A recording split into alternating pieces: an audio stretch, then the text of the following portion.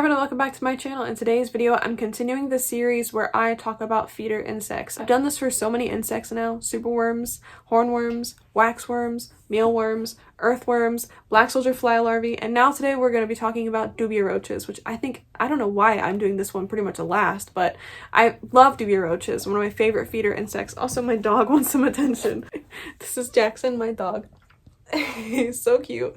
So I'm going to be doing this with him in my lap. I hope you don't mind. It's just a quick intro anyway. But the Dubia roach is a fantastic feeder insect, and we're going to talk about why. Before we get started, I ask that you please like, subscribe, hit the notification bell. Also, please consider supporting us on Patreon. Buy Jackson some snacks. And also consider supporting us on YouTube as a channel member if Patreon isn't your thing. If not, that's okay. I'm just happy to have you here either way. And with all that said, let's go ahead and get started. Dubia roaches are light to dark brown roaches that start off super small. They're called nymphs at that stage, and they're the size of a pencil eraser. They're super tiny, and then they grow over time to be the size of a few inches. They're white or pale when they're freshly molted, and they molt a few times throughout their lifespan, which is about 2 years long. Adult males, which you see me offering to my beardies here, have wings, but they cannot fly, and they are smaller than the females. The female roaches are like double the size, and they're easily 2 to 3 inches long and super thick. You can buy Dubia roaches at any size, or you can breed them yourself and then choose the size that you want to feed off from your colony. Breeding Dubia is super easy, and I have an older video about it that I will leave on screen. If you intend to breed Dubia, give yourself some time and patience to build up a proper colony before you start feeding off of them, and never feed off the breeding females. You can feed off spare males though, just make sure you still have enough in the colony for breeding to occur, which really, you don't need that many, but you still need a few.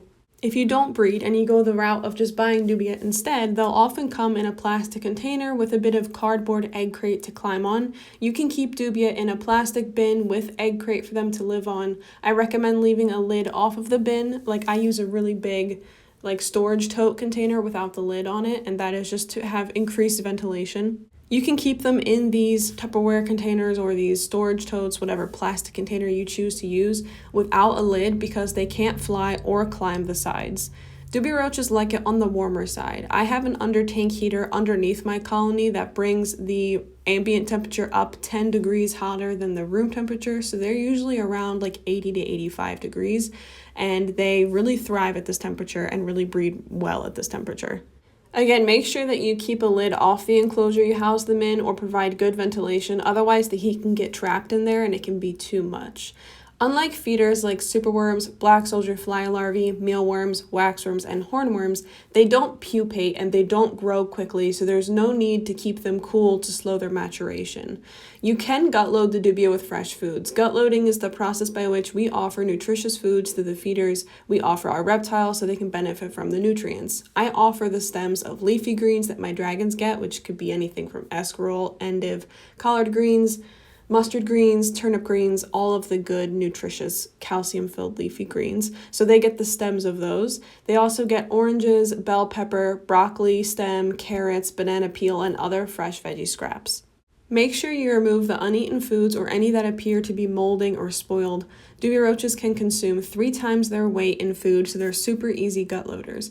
Do not feed foods that are high in protein to Dubia roaches. This would include dog food, chicken, fish food, especially if that's the only food you're offering them, because this can cause gout and other health issues in your reptiles.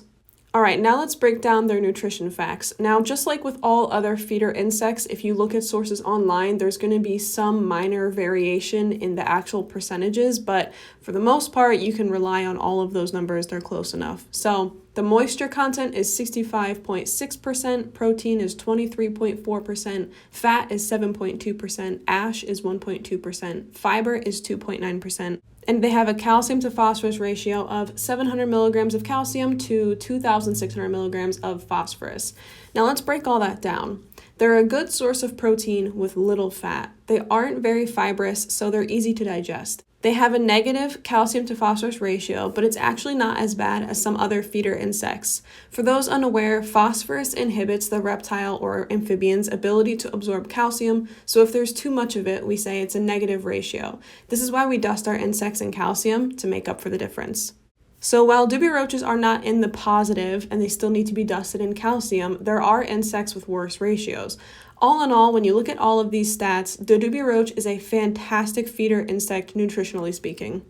Now let's talk about some other benefits to the Dubia roach as a feeder insect. So for reptiles and amphibians who really like to see their insect moving before they eat it, the Dubia roach is a great option. Even if you offer food via bowl, a lot of Dubia roaches will still move around a lot in the bowl, and that can be super enticing to reptiles and amphibians. And even here you can see me tongue feeding a lot of my reptiles. That's simply because I offer a lot of loose substrate and it just reduces any risk of impaction or them accidentally missing the Dubia roach, because some of them aren't the best hunters, but they absolutely love dubias even if they're being offered them on tongs.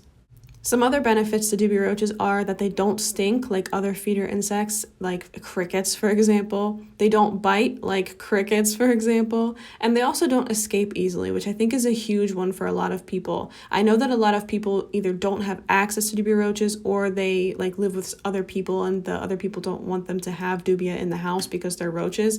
But they are one of the best and safest and cleanliest type of feeder insects that you can have in your home.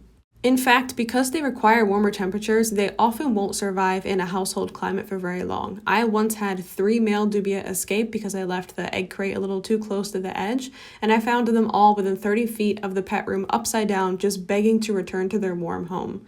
You can buy Dubia roaches online, like at Josh's Frogs. If you want to use my code, it's Jessica15 for 15% off your first purchase, or you can get them at the pet store or an expo. I highly recommend having a Dubia roach colony that you breed yourself, even if you only have a few insectivores to feed, because you can sell off the extras that you don't intend to use, and it's just really nice. It's nice to have a consistent source of food for your reptiles. Thank you so much for watching this video about Dubia roaches. I hope you found it informational and insightful. I still have Jackson with me, as you can see. Please consider supporting us on Patreon or by becoming a channel member. Also, please consider subscribing, notification bell, leave a comment, leave a like, all that stuff. I'm getting distracted by this cute dog.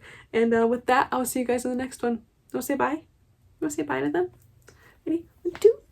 Want to say bye? Say bye to them? Bye, everyone. And a special thank you from me, the Syrian, and all the other animals in the house to our channel members and our patrons.